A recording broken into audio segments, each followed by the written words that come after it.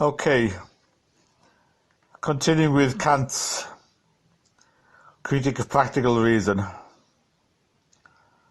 I finished part one by explaining that hedonism can make no legitimate distinction between higher and lower pleasures.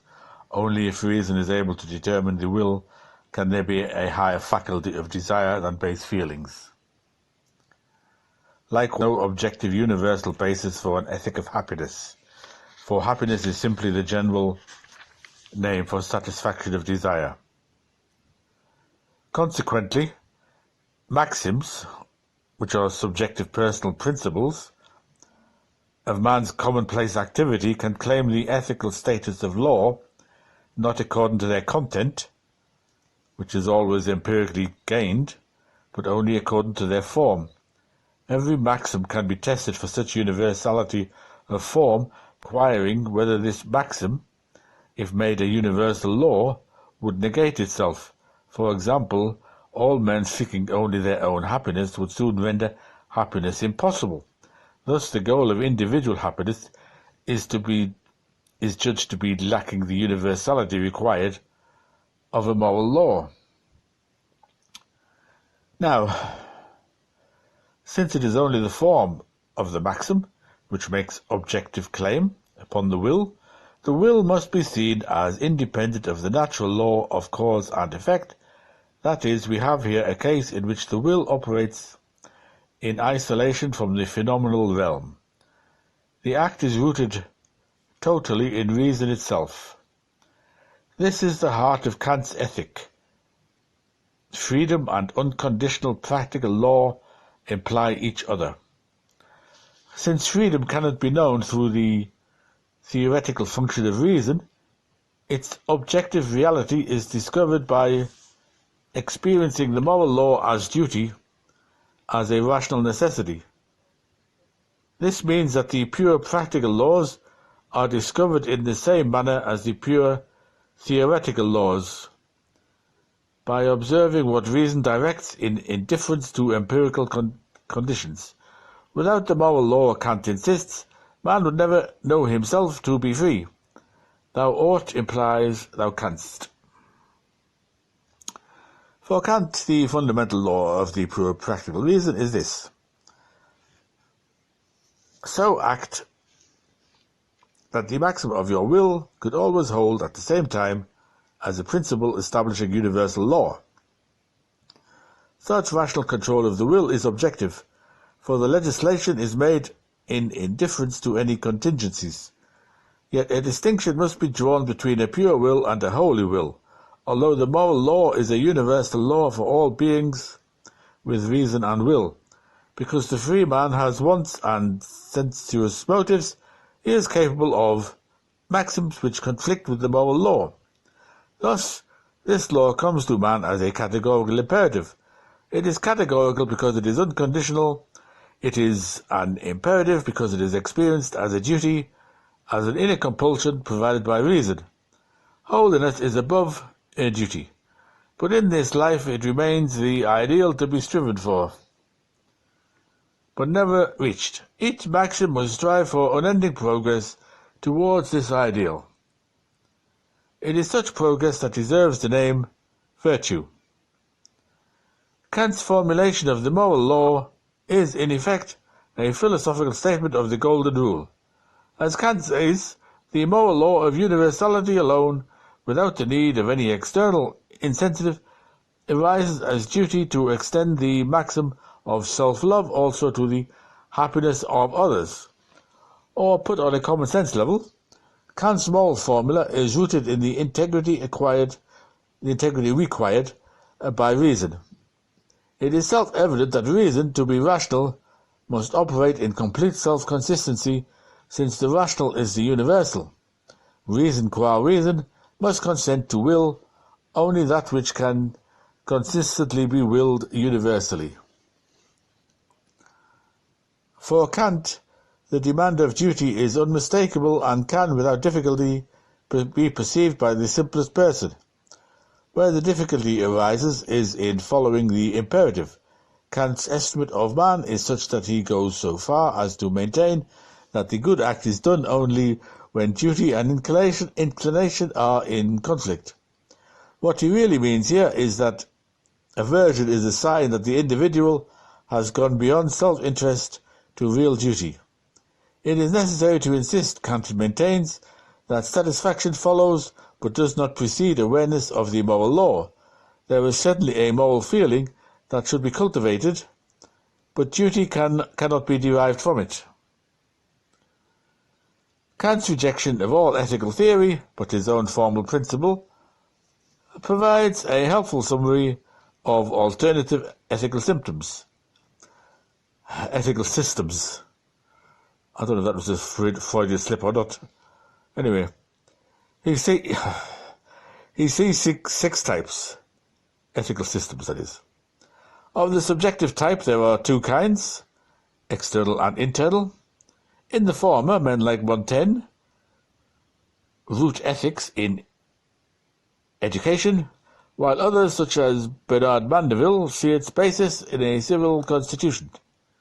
Of the internal variety, Epicurus sees physical feeling as central, while Francis Hutcheson grounds ethics in moral feeling.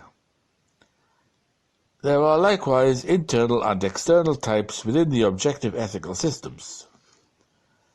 The former is the ethic of perfection, held by Christian von Wolff, and the Stoics, the latter, and for the Stoics, let's start again. The former is the ethic of perfection, held by Christian von Wolff and the Stoics.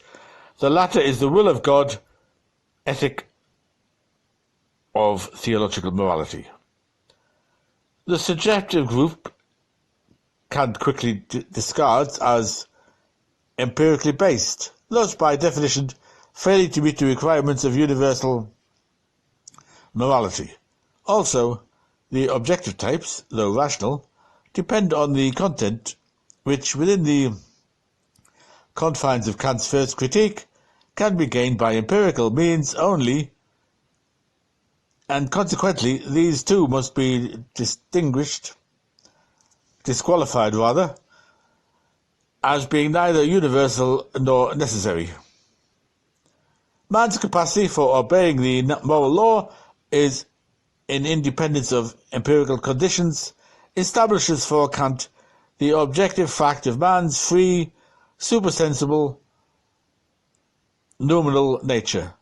As Kant puts it, the necessity of the practical reason makes freedom a rational postulate. Freedom is not known in the theoretical sense, but it must be subjectively affirmed as necessary. This does not mean that freedom is simply subjective, but that its objectiveness is perceived through reason's practical rather than theoretical operation. Moral need has the status of law, while the antinomies render the completions of speculative reason hypothetical or arbitrary. Thus the former provides the certitude which the latter lacks, establishing the factuality of freedom as valid for both the practical and pure reason. Here we see the breadth of Kant's conception of reason. Such a moral postulate is both objective and rational, even though it is not cognitive.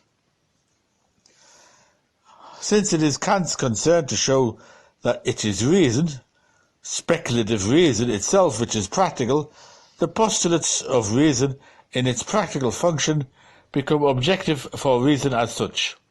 In actuality, the practical function is prior and the speculative function must submit to it, for every interest is ultimately practical, even that of speculative reason being only conditional and reaching perfection only in practical use. The result of this insight is that the agnosticism of the first critique is transcended by the second, for while still insisting upon his former severe limitations on speculative reason, Kant here provides an affirmative mode for metaphysical affirmation.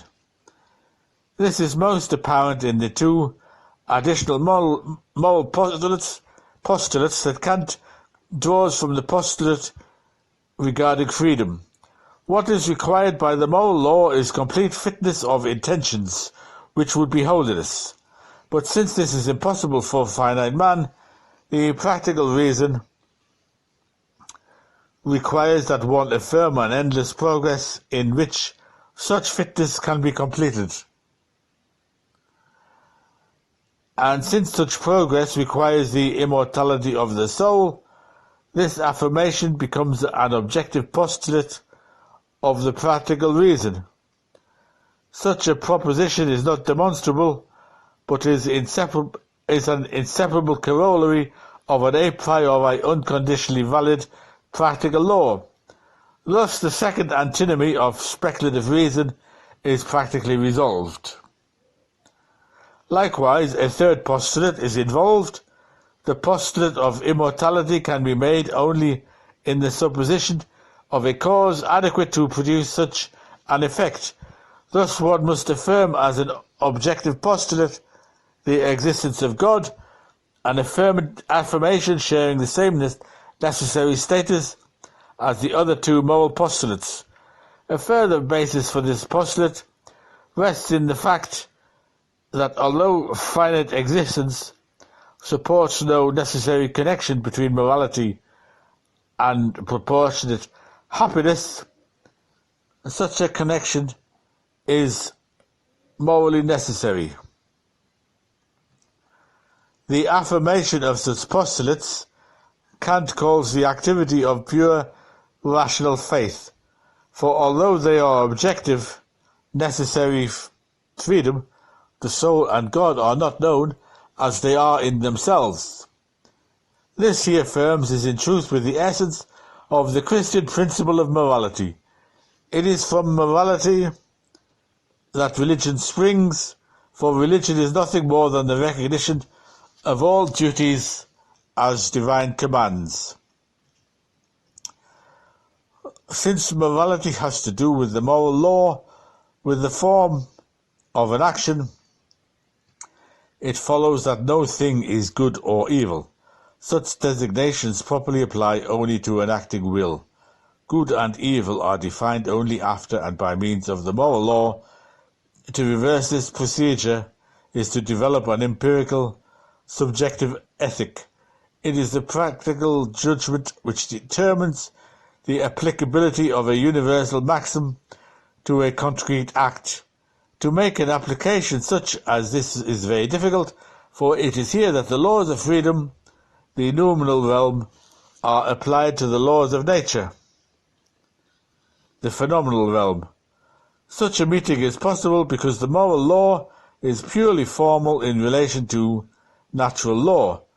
Thus, that is, it raises this question: if the proposed act should take place by a law of nature, of which you were a part, would your will regard it as possible? The centre of the moral act thus rests in one's intentions, not in consequences. If the right act occurs, but not for the sake of the moral law, it is not a moral act. The only incentive which is valid is the moral law itself. For man, as he is, his natural feeling of self-love are ever at war with the moral law. The very fact that morality resides in law reveals the severe limitation of man. The moral law is victorious only if all inclinations and feelings are set aside out of respect for the moral law in and of itself. An act is not performed out of such a sense of duty. An act not performed out of such a sense of duty is inevitably tainted with the self-pride of believing goodness to be a spontaneous reflection of one's nature. Perhaps the major difficulty in Kant's ethics is the problem of application. There are few acts which a performer would not defend as universally valid if the hypothetical performer and situation were in every way identical with those of the actual performer, Every evil has been defended by the exigencies of person and circumstance. Kant's moral formula is designed to eliminate all such individualized decisions. Yet to the degree that the formula is interpreted, not in such a particularized fashion, but in an absolutely universal sense, its inadequacy becomes evident. Total truth-telling, total promise-keeping, and the like all have obvious moral exceptions. Likewise, how is one to resolve conflict between these objective duties? And furthermore, law for its own sake tends to be elevated above the individual men between whom moral relations arise. Kant's moral position has stimulated generations of heated conflict. For certain theologians, Kant's ethic seems to be only an ethic of the fall and not a redemptive ethic. For others, it is a classic Protestant ethic, judging human pretension and incapacity. For philosophers, the difficulty, as with Anselm's ontological argument, rests in its deceptive simplicity, despite the difficulty of its expression. Such a position is uncomfortable in its rather wholesale rejection of consequences, moral incentives, absolute good and the like, but there is no denying Kant's realistic appraisal of human capacity, the absolute quality of moral activity, and yet the relativity of concrete ethical situations. It may be that Kant's ethic is too simple, discards too much, and is too uncompromising, but consequent ethicists have found it impossible to bypass this second critique. In regard to their larger ramifications, Kant's critique have been a powerful damper on speculative metaphysics. Philosophically, they have stimulated an exploration of non-cognitive modes of human apprehension. Theologically, they have encouraged exploration of the moral dimensions of religion and of theological method. The end. For now.